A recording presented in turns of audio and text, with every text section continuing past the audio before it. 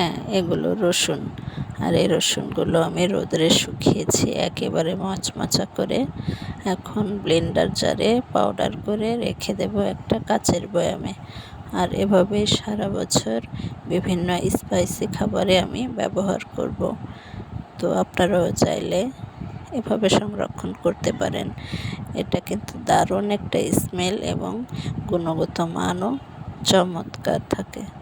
তো অনেকেই বলেন, আপু এর থেকে ডিপে রাখা ভালো। হ্যাঁ, ডিপে রাখা ভালো, কিন্তু এইটা আলাদা একটা স্মেল এবং ডিপের থেকে এটা স্বাস্থ্যকর।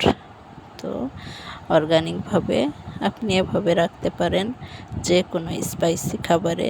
এটা ভীষণ মজাদার। তো আমি এই যে এগুলো শুকিয়েছি, এগুলো আমি ব্লেন্ড করে কাচের বয়ামে রেখে দেবো। অবশ্যই সারা বছরের জন্য কাচের জারে রাখবেন।